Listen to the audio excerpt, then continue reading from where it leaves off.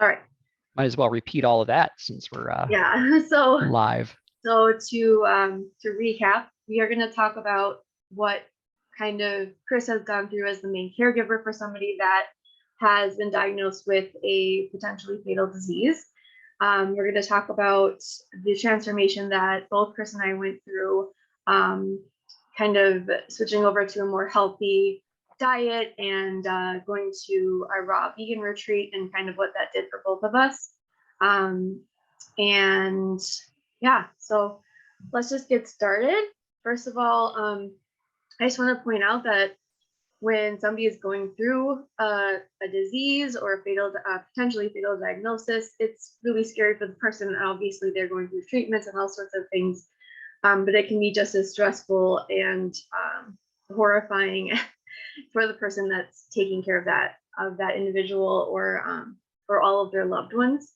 So Chris, being my spouse, obviously he had a rough go of it, and we both kind of still struggle today with everything that's happened. So Chris, why don't you start by telling me kind of your journey in being my caregiver, kind of, and I mean, like, don't go too far in it because obviously it can become a really long story, but kind of give a paraphrased version of kind of what you went through from diagnosis until, I would say, kind of until you kind of started going to Jack's Club, and then tell us a little bit about Jack's Club as well. Yeah. So my name's Chris. I am Amanda's husband. We were married 2015. Amanda was diagnosed with cancer, with leukemia, in 2017. And it was, of course, an absolute shock for both of us. And we had no idea what to expect. And we had no way of comprehending how much that was going to completely upend and change our lives, really forever. So, moving forward, that was the first 3 years were probably the roughest years of both of our lives. We spent more time in the hospital than out of the hospital. From 2017 through most of the end of 2019. Through that time, Amanda had 8 rounds of chemo, 5 rounds of radiation, a bone marrow transplant, was in emergency rooms at least 3 or 4 times. Spent a lot of time in the hospital for chemotherapy and recovery, both from what the disease was doing and then mostly from chemotherapy. Just the amount of damage that does to your body is terrible and terrible to watch. So as a caregiver, my focus, my way of coping at first was a combination of things. I wanted to learn as much as I could. So I did a lot of research to figure out what was happening. At one point, I basically had the guidebook that the doctors follow and was following the play-by-play and asking the questions that I knew they were going to be taking a look at next. There was a lot of time, reaching out to friends and family and trying to find ways to, get assistance with Amanda in the hospital, out of the hospital, and then just having people to talk to. Lots of time probably eating unhealthy things, taking care of myself, pizzas and chicken wings and that type of thing. Plenty of whiskey, just hanging out with my buddies and everything and trying to figure some things out. But about a year and a half into that whole journey, I bumped into a group called Jack's Caregiver Coalition. They're a group of guys that are caregivers for loved ones, mostly spouses that have catastrophic illness, mostly cancer, many of them with terminal diagnosis, and going through a lot of crap, just a lot of challenging situations. I know when Amanda was going through the roughest towards the end of 2019, I had a buddy, Alan, that was going through similar things with his wife, Sarah. Both of them, in the emergency room, in the hospital, having just major different issues, terminal diagnoses, not sure what was going to happen at any time. Amanda pulled through that, and Sarah did not. And so I've seen a lot of friends that have lost their wives, through all of this, but I've also had a great network to be able to help out supporting me so that I could be more ready and able to support my wife, to support Amanda. Yeah. So one of the things that happened after my really tough chemo, it was really scary. It was kind of touch and go there. I was in intensive care and for part of it as well. And it just, I wasn't in a good place at that point either. I kind of had lost all hope for myself at that point. I thought, oh, this is it. Like, there's no way I'm going to survive this, you know? Um, and especially when I was in the intensive care unit and everything. I don't really remember this, but my family, my parents and Chris and everybody told me that I looked really awful. But I was so out of it. I didn't like really remember that. Like I kind of was just trying to survive. I kind of was almost outside of myself. Like I just really felt like I wasn't totally there. And so once I pulled through that, my doctor had said, you need to continue chemo. She said she wanted me to be on something I like to call forever chemo, where you're just kind of on it until you die, is kind of what she was saying. Like just to keep the disease at bay, and you just have to be on it forever, is kind of what she had said. And my body, I didn't know what it meant to listen to your body at the time, but my body was screaming no. My whole being was screaming no. And so I told her, no, I'm not doing that. And I didn't ever see her again after that appointment. Um, and we had said that we wanted to go on this trip. Chris and I were going to go on a trip, and she was completely against it. And she kept saying, I'm sorry, you need to stay here. You need to not leave, and you need to get all this chemo again. And I just said no. So what ended up happening was we spoke to another doctor at the U of M here in Minnesota, and she said that she was actually encouraging us to go, because she said at some point you have to choose whether you want to live your life doing treatment or if you want to live your life. And so I really, that really hit me and stuck with me. And I actually kept her as my doctor for a while until she left the field. So we decided to go on this trip, and we were also encouraged by my doctors at Mayo Clinic, where I'd had my bone marrow transplant. So they were going to support me there. They wanted me to get blood draws while we were there.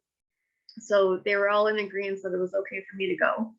And so we went to this raw vegan retreat.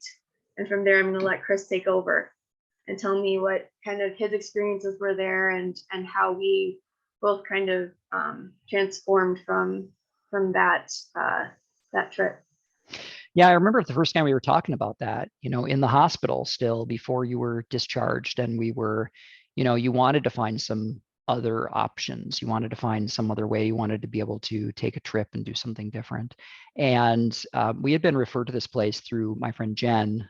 She's practicing as a holistic doctor in Seattle, and she had met, was it Barb, a woman that was there that had cured herself, basically, of cancer, years back, and was an advocate for this place, missionary with Optimum Health Institute. So we looked into it and talked to some other people that had been to some other places, and decided that was where we wanted to go. So we had really like a going away party in a lot of ways. We invited all of our friends and family over. We saw a lot of people, had a lot of people there wishing Amanda well, as we packed up and got one-way tickets to California. So we flew to San Diego, and we were at Optimum Health Institute for 3 weeks. It's a holistic health clinic. It's not a medical facility. They didn't have any kind of medical facilities or abilities on staff. The most they had was like, a blood pressure cuff, I think, that we could kind of check ourselves. But Amanda was in a wheelchair. So when we got there, I was pushing her around in between all of her different, our classes and appointments and everything else that we had throughout the time. And it was both a healing experience and a vacation kind of combined. We spent a lot of time, we got massages a couple of times a week. There were classes twice a day, sometimes 3 times a day. Everything was raw, organic, vegan, just healthy stuff. So we spent 3 weeks there, and every week new people would come in. It's a 3-week program, but people would oftentimes come for just a week at a time. Sometimes they'd been there, maybe once a year, they'll go for just a week. Sometimes people would just try it out for just a little bit. But every week there were new people around. We had a few people that overlapped for 2 or even 3 weeks that we were there, but a lot of times new people would come in on Monday and then they'd be there. And like Friday, there was a testimonial, a time everybody had this circle and we all talked about what our experiences were. And I remember every one of those Friday testimonials, somebody would stand up and they were inspired by Amanda because they saw her, they met her like the first day that they were there, and they saw what her transformation was by the end of the week. And each week, different people that came in knew that week had commented the same types of things by the end of the time. The end of the time that we were there, the last Friday, when Amanda kind of graduated from the program, she got a standing ovation, and the teachers and like coaches and everybody that was there had said that was the first time they'd ever seen anything like that. When we came in, Amanda was like 95 pounds. She couldn't stand. She was walking in a wheelchair. She was in a wheelchair the entire time. If she did try to stand, she usually would pass out. She'd fall back. Her blood pressure would drop to as low as sometimes like 80 or 90 over 20. If you have any idea what that means, it's very, very low. Her heart wasn't strong enough to be able to support blood pumping through her body when she was standing. She'd been through just hell, a lot of chemo and things that had done a lot of damage to her body, and she needed some time to heal. And that was a great time to do it. So we had some light exercise. They did a little exercise routine every morning. They oftentimes had like a yoga in the afternoon. We came to that exercise every morning, this lymphatic exercise. And I remember halfway through, Amanda started getting up and doing little dances. Towards the end of the time, they had kind of this open little dance thing, and she'd get up and she'd kind of wiggle around a little bit and be doing some dancing. And it was just so fun to see her transformation throughout all that. I myself I'd been running a bit while Amanda was going through her chemo and everything else. I tried to keep myself in relatively good shape. I was watching after myself a bit. I went for some long walks. I would occasionally go out once or twice a week. I'd get, maybe 3, 4, or 5 miles in with some friends, find a meetup and such, and go out and get some running in. But typically afterwards, I'd be sore and I'd be out of breath and all of that. But throughout this time at OHI, when we had the, little workout things, I'd do a couple of laps around the facility. One time I went out with a friend of mine, somebody I met from, I think the Netherlands, and we went and did about a 5-mile run.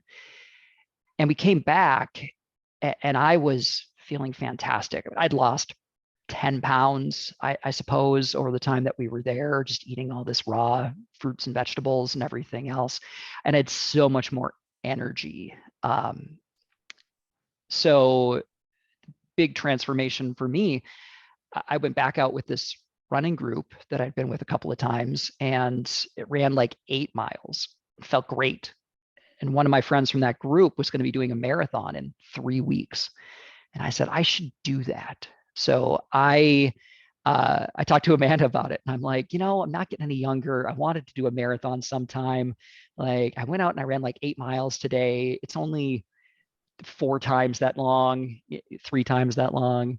So, I think I should just go and do a marathon in 3 weeks. And she's like, that's stupid. That's a crazy idea. You shouldn't do that. And I remember we watched The Game Changers on Netflix, and it's all about vegan, plant-based athletes.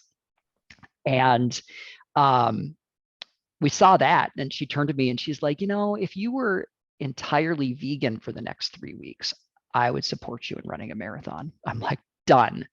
Let's do it. So, 3 weeks of plant-based while we were in OHI. I went back to having, a bit of, dairy animal products, meat from time to time and everything like that after that for a few more weeks. But then I decided we were going to do this. And so I did. And, it hurt. It was a lot of work. It was not comfortable. But I did a marathon with 3 weeks of training and no experience and no idea of what I was doing. And I 100% credit that to the experience that we had at OHI, and just the healthy food that we had leading up to it, and planning for it, preparing for it, and just helping to fuel me as I went to get ready to do that event. How do you feel like the raw vegan retreat kind of helped you with your like your mind and your mental state? Because I know that one thing I remember was that you would go to the pool and meditate, and you'd come back and you would tell me these meditative stories. And I think that's the only time in our entire relationship that you've ever really like started to talk to me about meditating experiences like that. Yeah, and I've always had a hard time with it even since then. I think the biggest thing is just having that space to be able to step away. For me, there's just always so many things to do. It's just go, go, go all the time. So, trying to find that way to quiet your mind is extremely valuable. And I still, to this day, I'd like to get better at it and find the way to put aside that time and that space to be able to do it. What I found was helpful for me there was that I was able to go, into a pool, and you could almost think of it as like a sensory deprivation kind of an experience. I'd lay back, just float on my back in the pool. They had those, fun noodles, little floaty things or something like that. I'd maybe toss one of those underneath my legs just to keep myself, still and floating, and let my head rest back in the water, and just shut out all the noise, and just the weightlessness and everything else really helped me kind of focus when I was doing that. But I think also, just exercise in general, and what I've found, the benefit I've had from running is like that's kind of my meditation now. It once you get into the zone, like from time to time, I'll use headphones. I'll listen to, either music or a podcast or something as I'm running. But a lot of times it's just running, just yourself out in nature, feeling the wind, sun, birds chirping, all that type of thing. And it really lets you just kind of, quiet your thoughts and just kind of focus for a lot of the time. But I would like to get more into doing, some more just quiet, silent meditation. It'd be nice if I had a pool. It'd make it way easier. We have space in the backyard. Yeah, there you go. So, but in any case, it was, it was a great experience to be able to do that. So, in conclusion, just kind of like tell us in general how you feel that eating the right food for your body has changed the way you feel on a daily basis, and also how it has helped you as an athlete. So I feel like with the amount of information, the education that we got while we were at OHI, they really focused on here's the optimal way to eat. And they gave us so many details about the benefits that you get from plants and the drawbacks and the damage that plant or that animal products can do to your entire body. And then at the same point, we experienced it. So while we were getting this education, we also got to feel it and experience it in our bodies as we were going through all of this. And it was, the first week is difficult. It's, especially with the raw plant-based, no fat, no salt, no oils, no, just so many different things that you were limiting, and also difficult to be able to get a lot of calories. Average plate, I think they said they focused on, I don't remember, it might have been 300 calories or something for an average plate of food that was there. Um, for the first couple of weeks, I was eating, 2, 3 plates at every meal. They didn't deny you anything. They'd let you have as much as you want. So I would load up on all this healthy food. Still lost like 10 pounds over 3 weeks, but I felt fantastic. I had so much more mental energy, so much more physical energy throughout all of that time. I didn't have any stomach problems, just the digestive issues with being able to break down just heavy proteins such as meats, the bloating and everything that you can get from dairy products, the inflammation. Like I didn't have pain. I had so many, antioxidants that were helping out with cleaning out my system. I had so many vitamins and minerals and nutrients that were helping to fuel me, and I didn't have any of the inflammation that a lot of these chemicals and hormones, antibiotics, and everything else that are pumped into all these animal products and everything can cause within your body. So I have to say, for any, especially athlete that is out there that's interested in trying to get a new boost, if you haven't tried it yet, just take a 3-week plant-based cleanse. Just eliminate any kinds of oils, of plant-based products from your diet for 3 weeks. Eat as much as you want. Just make sure it's healthy stuff. Eliminate the processed stuff. I think even a lot of plant-based people and vegans and everything else still rely on a lot of fried food and processed food and boxed things, and you don't need that. Even before we went to OHI, I read a book that I still think is phenomenal and gives really common sense ideas about food, called Food Rules. It was exploration, a survey of people's information that they had gotten from their family and everything about what to eat, what not to eat. And it broke down to 3 really basic things that I think anybody can very easily follow. And it's 1, eat food. 2, not too much.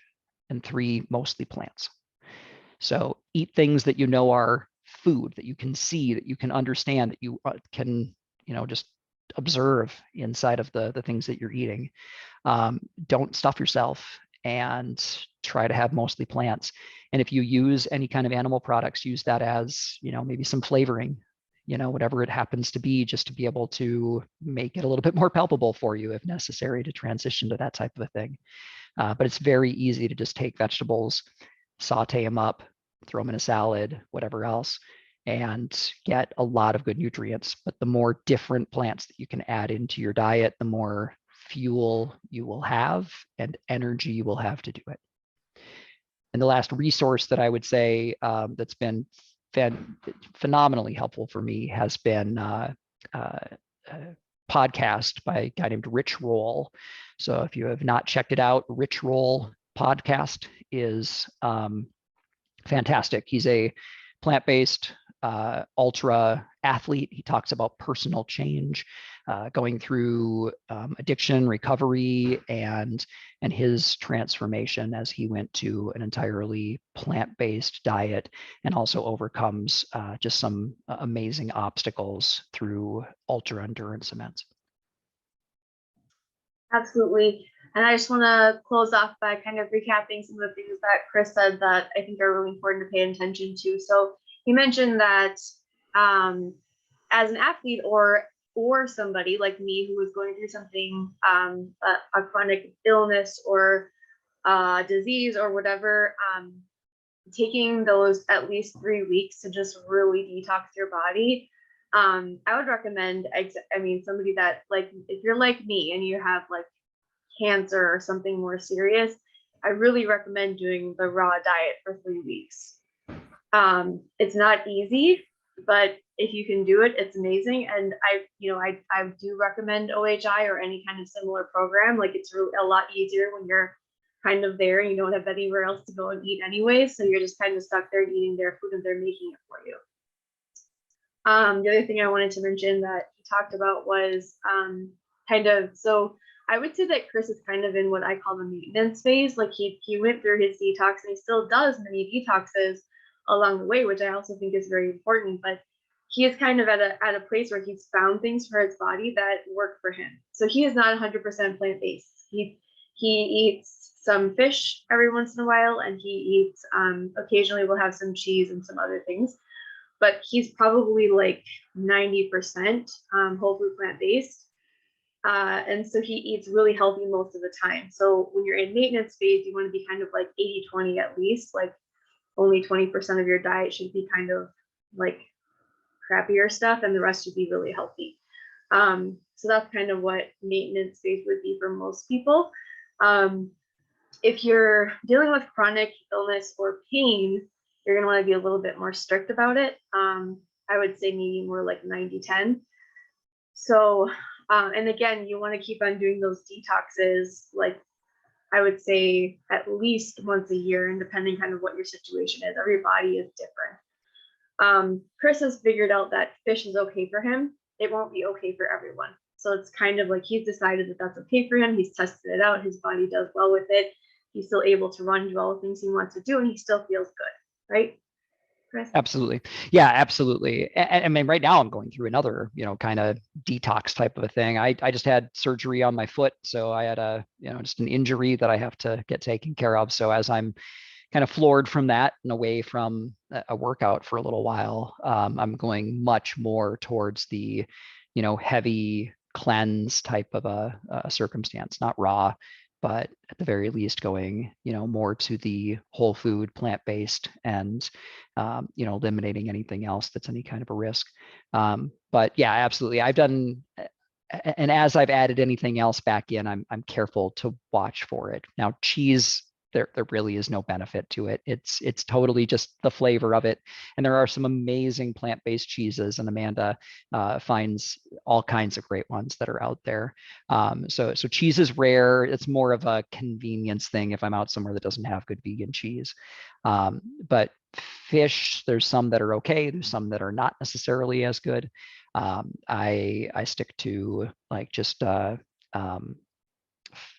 fresh caught, wild caught sockeye salmon, Pacific Coast, Atlantic or stuff, and it's been fantastic. So for that, it's just a small amount just to add some additional protein and omega-3s and some of that type of thing, and it doesn't cause any kind of issues with my body. But yeah, I think there's so many different elimination diets that are out there, and all those elimination diets really start with giving you just plants to start with, and then they might start adding in some things like some chicken or something like that to be able to figure out how it is your body reacts to it. I think finding that homeostasis and just figuring out how to keep your body comfortable and then how it reacts to any different thing that you add into your diet is very valuable. Yeah, absolutely. So, excuse me. So yeah, I just want to conclude by saying that if anybody has any questions for me or Chris, you can leave a comment here and we will answer them as they come up. And if you are on YouTube and you have questions, you can leave comments there as well, and we are happy to answer any questions that you have. So thank you everyone for being here and watching the replay if that's where you're watching it. And Chris will probably come on another time. He has a lot of information about certain things, and he will definitely be an expert in helping out with some of the stuff that I'd like to bring to your guys' attention. So I'm going to stop recording. So I'll say goodbye to anybody who is watching live or on YouTube. All right, thanks.